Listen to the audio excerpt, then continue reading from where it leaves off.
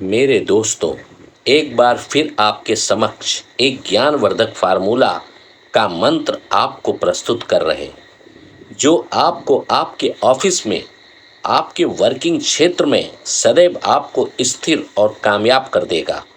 बिना स्किप किए हुए सुने, क्योंकि अगर एक भी बात स्किप हो गई तो आप इसको एक्टिव नहीं कर पाएंगे। कभी बॉस से श्रेष्ठ ना दिखें। अपने से वरिष्ठ लोगों को यह महसूस करने दें कि वे आपसे श्रेष्ठ हैं। उन्हें खुश और प्रभावित करने के लिए आपकी योग्यताओं का ज़रूरत से ज़्यादा प्रदर्शन ना करें। अगर आप ऐसा करेंगे तो परिणाम ठीक उल्टा होगा। वे भयभीत और असुरक्षित महसूस करेंगे। इसके बजाय अगर आप अपने बॉस को ज़्यादा प्रतिभाशाली बताते रहेंगे तो आप बुलंदियों को छू लेंगे। हर इंसान में असुरक्षा की भावनाएं होती हैं।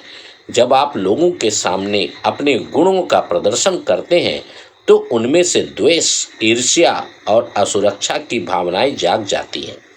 यह स्वाभाविक है और इसका कोई इलाज नहीं है। दूसरों की ओछी भावनाओं की चिंता करके आप अपनी जिंदगी बर्बाद नहीं कर सकते। बहरहाल, अपने से ऊपर बैठे लोगों के प्रति आपको एक अलग नीति अपनानी चाहिए।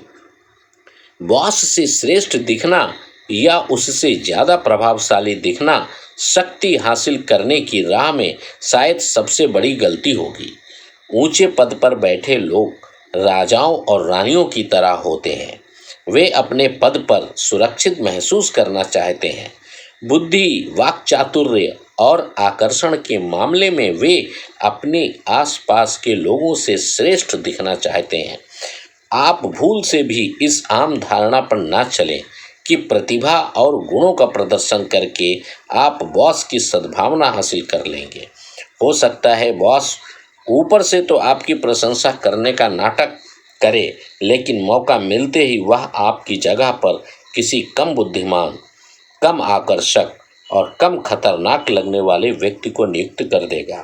आपको यह जान लेना चाहिए कि इस नियम के दो पहलू हैं। पहली बात, हो सकता है कि आप कोशिश किए बिना ही अपने बॉस से श्रेष्ठ या ज़्यादा दैदीप्यमान दिखते हों। बहरहाल, कुछ बॉस दूसरों से ज़्यादा असुरक्षित महसूस करते हैं। हो सकता है कि अपने आकर्षण और गुणों की बदौलत आप बिना कुछ किए ही उनसे ज़्यादा प्रभावशाली दिखते हों। अगर आप अपने आकर्षण को कम ना करना चाहें तो भी कम से कम आपको आत्म प्रदर्शन के इस दैत्य से बचना चाहिए और बॉस के साथ रहते समय अपने अच्छे गुणों को दबाने का तरीका खोजना चाहिए। दूसरी बात, यह कभी ना माने कि चूंकि बॉस आपसे प्रेम करता है इसलिए आप अपनी मनमर्जी का हर काम कर सकते हैं।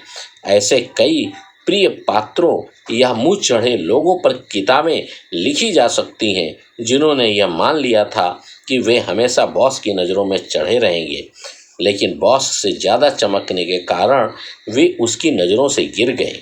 अपने बॉस से श्रेष्ठ दिखने के खतरे को जानने के बाद आप इस नियम से लाभ उठा सकते हैं। सबसे पहले तो आपको अपने मालिक की चापलूसी करना चाहिए और उसे चने के झाड़ पर चढ़ाना चाहिए। प्रत्यक्ष या सीधी चापलूसी असरदार होती है, लेकिन उसकी कुछ सीमाएं भी हैं। प्रत्यक्ष चापलूसी बहुत स्पष्ट होती है और साफ दिख जाती है। इसके अलावा यह दूसरे दरबारियों को भी चुभ जाती है। इसके बजाय अप्रत्यक्ष या छिपाकर की गई चापलूसी बहुत शक्तिशाली होती है।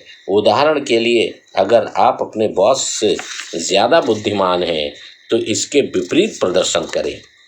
उसे अपने से ज़्यादा बुद्धिमान नजर आने दें। मूर्खता का अभिनय करें। ऐसा दिखावा करें जैसे आपको उसकी विशेषतापूर्ण सलाह की ज़रूरत है।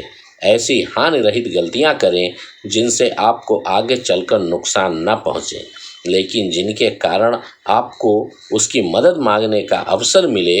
हर बॉस को अपने ज्ञान का प्रदर्शन करना अच्छा लगता है। अगर आप अपने बॉस के अनुभव के खजाने से सलाह नहीं मांगेंगे तो वह आपके प्रति आक्रोश और दुर्भावना रख सकता है। अगर आपके विचार अपने बॉस के विचारों से ज़्यादा रचनात्मक हैं तो सबके सामने उनका श्रेय उसे ही दें। सबको यह स्पष्ट बता दें कि आपकी सलाह दरअसल बॉस की सलाह की प्रतिध्वनि मात्र है। अगर आप अपने बॉस से ज़्यादा सामाजिक और उदार हैं तो आपको सावधान रहना चाहिए। इस बात का ध्यान रखें कि आपका बॉस सूर्य है और आपको उसकी चमक रोकने वाला बादल नहीं बनना चाहिए।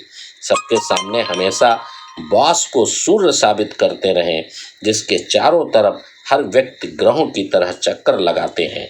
उसे शक्ति और प्रकाश का पुंज बना दें, उसे ध्यान का केंद्र बना दें। इन सभी मामलों में अपने गुणों को छिपाना कमजोरी नहीं है, क्योंकि इसके परिणाम स्वरूप आपको शक्ति हासिल होती है। जब आप बॉस को अपने से ज़्यादा चमकने देते हैं तो बागडोर आपके हाथ में होती है। आप उसकी असुरक्षा के शिकार नहीं बनते हैं। यह उस दिन काम आएगा जब आप निचले पद से ऊपर उठने की कोशिश करेंगे। अगर आप बॉस को खुद से ज़्यादा चमकने देंगे तो वह आपको ईश्वर का दिया वरदान मानेगा और तत्काल आपकी तरक्की कर देगा। एक समय में सिर्फ एक ही सूर्य रह सकता है। कभी भी सूरज की रोशनी में बाधा न डालें या उसकी चमक से मुकाबला न करें। इसके बजाय आसमान में खुद को धुंधला बनाकर और सूर्य की रोशनी को अधिकतम बनाने के तरीके खोजें। अपने मालिक से ज़्यादा तेजी से चमकने से बचें। किसी भी तरह की श्रेष्ठता लोगों को नापसंद होती है और वे उसकी निंदा करते हैं, लेकिन अपने बॉस से ज़्यादा श्रेष्ठ दिखने की कोशिश तो मूर्खतापूर्ण ही नहीं बल्कि घातक भी हो सकती है। आसमान के सितारे हमें यही सबक सिखाते हैं। हो सकता है वे सूर्य जितने ही चमकदार हों, लेकिन सूर्य के चमकते समय वे नज़र नहीं आते हैं। शुक्रिया, थैंक यू। इन नियम के कारण आप ये सोच सकते हैं कि ये भी एक तरह का बहुत ही शक्तिशाली टूल है। आप इसके साथ रहेंगे तो कभी भी आप ऑफिस या अपने कार्य करने के क्षेत्र में मित्रों कभी भी नीचे नहीं आएंगे। इस वीडियो के मतलब को, इसके सार को समझें और इसको लाइक करें, सब्सक्राइब करें, आइकॉन का बेल दाबें। मित्रों, किसी को देने से आपको भी कुछ मिलेगा। आप किसी को कोऑपरेट करेंगे तो भविष्य में आपको भी कोई कोऑपरेट करेगा। हर चीज़ समाज और दुनिया से ही आती है, इसलिए प्लीज़ लाइक और शेयर करें, सब्सक्राइब करें। हम आपके साथ रहना चाहते हैं, आप हमारे साथ रहें। जो भी विचार, जितनी भी अच्छी चीज़ें, जो भी ज्ञान है वो आप तक हम पहुंचाते रहें। Thank you all.